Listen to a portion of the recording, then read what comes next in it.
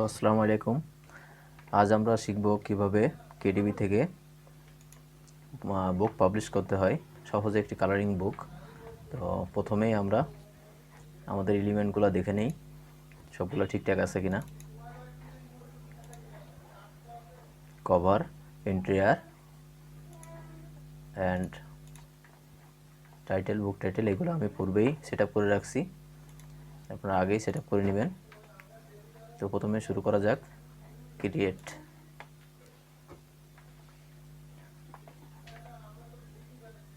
তো আমরা যেহেতু পেপার ব্যাগ আপলোড করব, তো আমরা মাঝখানের option create paper bag,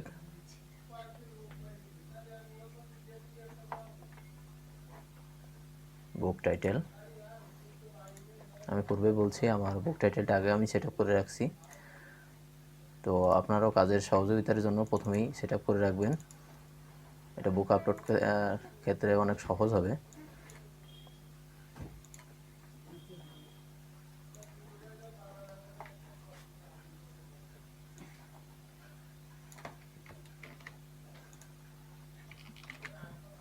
master alphabet আর এবং প্রত্যেক ক্ষেত্রে টাইটেলগুলো বড় হাতে দিবেন। বড় হাতে দিলে গুগল সার্চ কনসোলে কিংবা অ্যামাজনের অ্যালগরিদম এটা অনেক সহজে বুঝতে পারবে।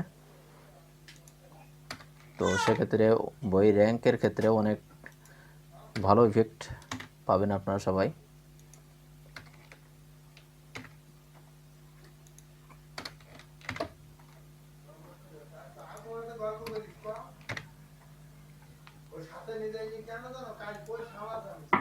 Master alphabet tracing letter colouring book for kids.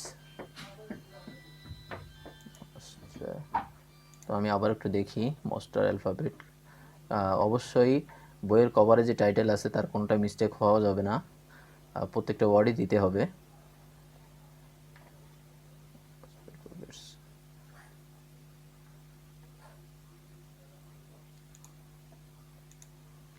Title এখন সাবটাইটেল দিব।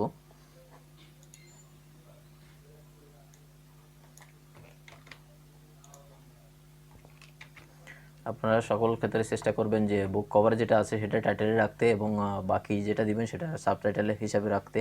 তো সেটা সবচেয়ে বেটার হয়। এবং অথর নেম আনারুল গাজী এবং ডেসক্রিপশানে একটা এমন সুন্দর ডেসক্রিপশান লিখবেন যেটার সঙ্গে আপনার কিওয়ার্ডগুলো, টাইটেল, ট্যাগ এবং ডেসক্রিপশান সকল সাথে যেন মিল রাখার চেষ্টা করবেন। তো আমি টাইটেলটা পূর্বে লিখে রাখছি, ডেসক্রিপশানও পূর্বে লিখছি।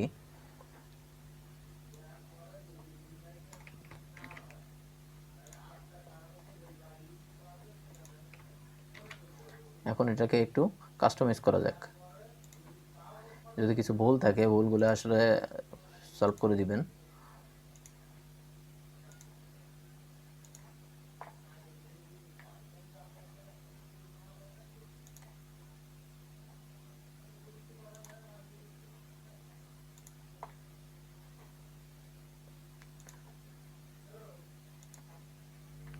গুড।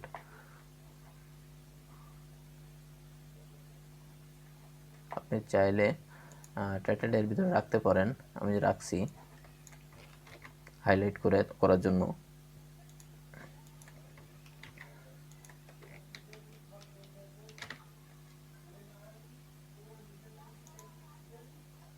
এতে সুবিধা হবে কি যে আপনার টাইটেলের সঙ্গে সাবটাইটেল দুইটা রাখলে গুগল যখন কিংবা অ্যামাজন যখন আপনার সার্চ রেজাল্ট আনবে তখন সহজে খুঁজে পেতে সাহায্য করবে। অ্যামাজনের সার্চ ইঞ্জিন। আর আপনারা সবাই জানেন যে যত বেশি সেল হবে তত বেশি র্যাঙ্ক হবে। তো প্রাথমিক পর্যায়ে এটা খুবই গুরুত্বপূর্ণ। এরপরে পাবলিশিং রাইট, বইটা কি আপনি নিজে লিখছেন কিংবা পাবলিক ডোমেইন, সেটা অবশ্যই সিলেক্ট করে দিবেন। তো যেহেতু নিজে লিখছি যার কারণে ওন পাবলিশার।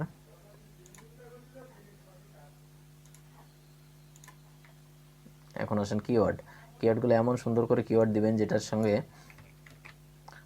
অবশ্যই প্রত্যেকটা ওয়ার্ডের সেম হলে বেশি ভালো হয়, সামান্য পরিবর্তন সেক্ষেত্রে সুবিধা হবে কি, আমি আবার বলছি সেক্ষেত্রে সুবিধা হবে সার্চ কনসোল, সেটা গুগল সার্চ ইঞ্জিন সেটা খুব সুন্দরভাবে বুঝতে পারবে, বা অ্যামাজনের সার্চ ইঞ্জিনও খুব সহজে বুঝবে।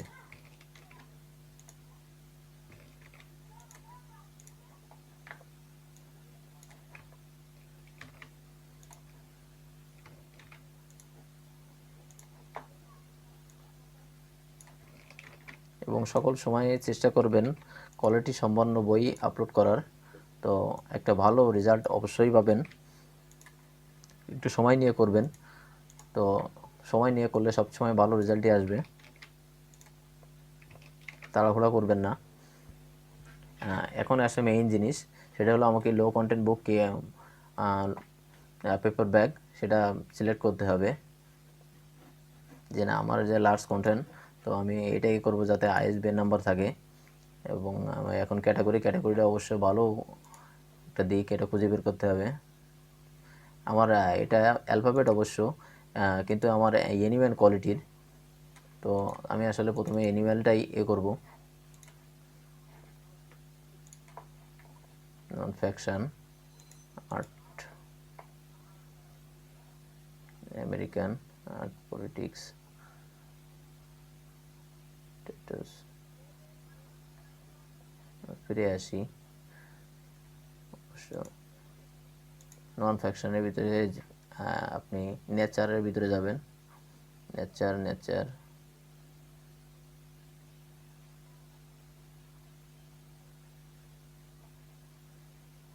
আমি জানি নেচারের ভিতরে অ্যানিম্যাল আছে, এই যে অ্যানিম্যাল।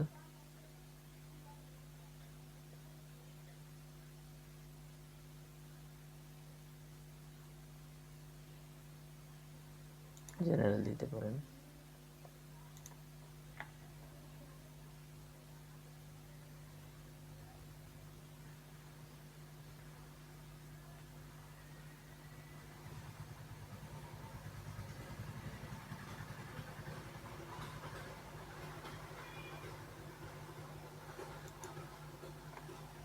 স্টাডি অ্যান্ড ট্রাসিং, আমি এটাই দিব। তো এটা আসলে অ্যাডাল্ট কন্টেন্ট কিনা এটা একবার আপনি অবশ্যই সিলেক্ট করে দিবেন, যেহেতু আসলে অ্যাডাল্ট কন্টেন্ট না। তো সেভ চেঞ্জ। আমরা আমাদের প্রথম স্টেপটা ফুলফিলভাবে রিকোয়ারমেন্ট পূরণ করছি। এখন আসছে আইএসবিএন নাম্বার। যদি নো কন্টেন্ট বুক হয় সেক্ষেত্রে আইএসবিএন নাম্বারটা আসবে না। তো আমরা ব্ল্যাক অ্যান্ড হোয়াইটে রাখবো এবং আমার সাইজটা সিলেক্ট করে দেবো 8.5x11, যেটা A4 সাইজ। এবং সেক্ষেত্রে কেউ বিলিড রাখতে পারেন কিংবা কেউ নন বিলিড রাখতে পারেন। আমি বিলিড রাখবো, কারণ আমার ডিজাইনগুলো বিলিডের মতো তৈরি করা। যে সকল ডিজাইনগুলো যখন কাটা হবে তখন সাইডের জায়গাগুলো রাখা আছে। যেহেতু বিলিড করলে অবশ্যই ডিজাইনগুলো ভালো থাকবে, আমার সমস্যা হবে না। এবং আমি গ্লোসি রাখবো, কারণ আমি কভারটা সবসময় ভালো সফট মতো রাখতে চাই। আপলোড পেপার অফ মার্কশিট, আমার ইন্টেরিয়রটা আমি সিলেক্ট করে দিলাম। নেটওয়ার্কের সমস্যা, একটু টাইম নেবে, তো আশা রাখা যায় খুব দ্রুতই হবে।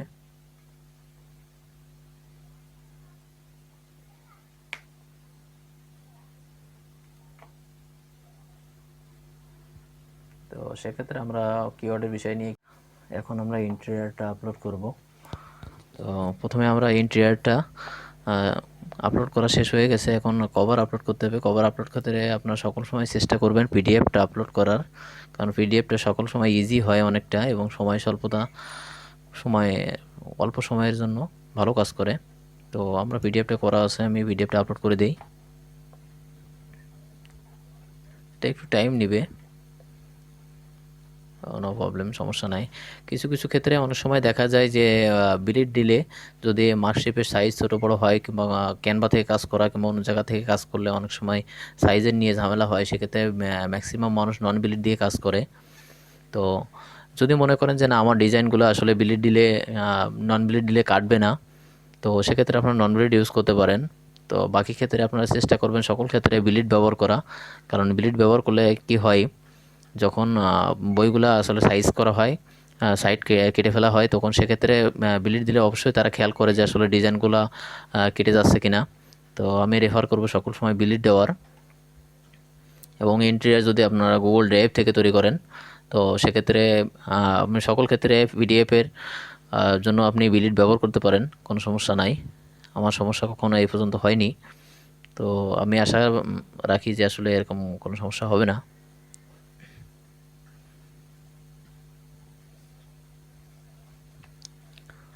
তো আমার ফাইলটা আপলোড হচ্ছে, নেটওয়ার্কের একটু প্রবলেম আছে যার কারণে একটু সময় লাগছে, তো সমস্যা নাই, আমরা একটু অপেক্ষা করি, ইজিলি এটা হয়ে যাবে। আসলে যারা আপনারা আমার চ্যানেলে প্রথম আসছেন তো আমি বলবো আপনাদের চ্যানেলটা সাবস্ক্রাইব করবেন, এবং পরবর্তী সময়ে আপনারা নতুন নতুন কেডিপির আপডেট এবং বিভিন্ন ধরনের মোটিভেশনাল ভিডিও পাবেন আমাদের চ্যানেলে। তো আমরা আমাদের কভারটা আপলোড হয়ে গেছে পিডিএফ ফাইল, তো আমরা লঞ্চ প্রিভিউতে যাই। অনেক সময় ওয়ার্নিং দেখায় যে আসলে ফাইলটা ছোটো আছে, তো সেক্ষেত্রে আমরা যখন প্রিন্ট প্রিভিউ দেখব তখন আমরা নিজেরাই বুঝতে পারবো যে আসলে আমাদের ডিজাইন কোন জায়গা থেকে বাদ পড়ে যাচ্ছে কিনা। যদি বাদ না পড়ে যায় তো সেক্ষেত্রে আপনাদের টেনশনের কোনো কারণ নাই।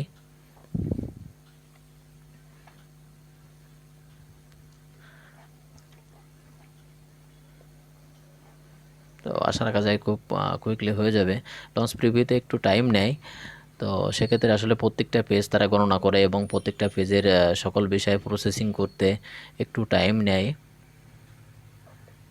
তো আমার ফাইলটা একটু বড় ফাইল, যেহেতু বইটা অনেক বড়, তো সকল ক্ষেত্রে চেষ্টা করবেন যে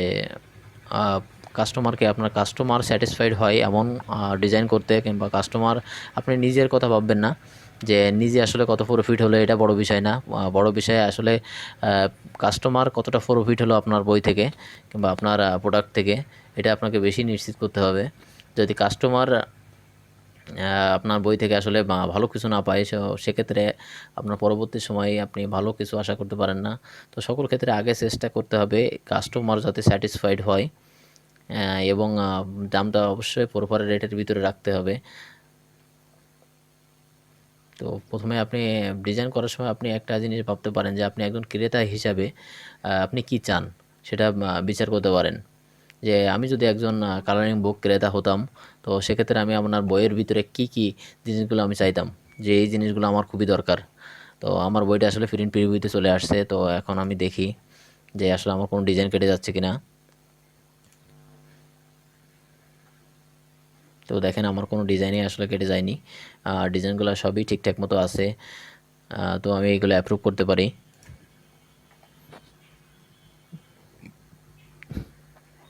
আমি আশাবাদী আমার কোনো ডিজাইনই কাটবে না। তো 7 কন্টিনিউ। দেখেন আমার $2.55 যেটা আমার পেপার কস্ট, তো এটা আমার বই বিক্রি হলে এই কস্টটা আগে তারা কেটে রাখবে। তো আমি amazon.com রাখতে চাচ্ছি, তো সেক্ষেত্রে আমি দাম দিব, আমার বলছে 4.26 থেকে শুরু করতে হবে। তো 5 দেই, 99, 5599। তো দেখেন 5.99 দিলে আসলে আমার $1 মতো থাকে রয়্যালিটি। তো 4.99 দিলে কত আসে দেখি।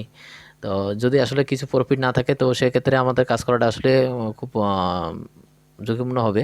তো যেহেতু 44 সেন্ট আছে, তো প্রাথমিক পর্যায়ে এটা রাখা যায়, অসুবিধা কিছু না। 44 সেন্ট আছে, আমি এটাই রাখবো। এটা একটু বাড়াইতে পারি। তো আপনি চাইলে প্রত্যেকটা পেজ আপনি এডিট করতে পারেন, আর সেক্ষেত্রে আপনি বিশেষ করে জাপানেটা আপনি রেটটা একটু বাড়াবেন। তো জাপানেটা না বাড়াইলে আপনি জাপানে আসলে জাপান কিংবা কানাডা,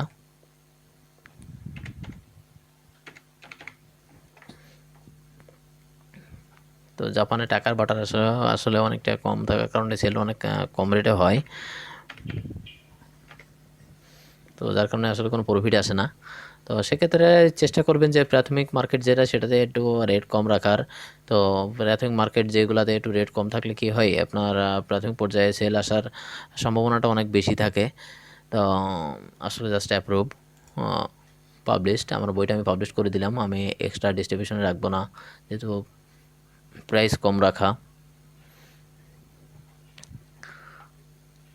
তো আমার বইটা এখন আসলে রিভিউতে চলে যাবে। রিভিউতে আমি আশা রাখি 24 ঘন্টার ভিতরে আমার বইটা রিভিউ হয়ে যাবে, 24 থেকে 48 ঘন্টার ভিতরেই।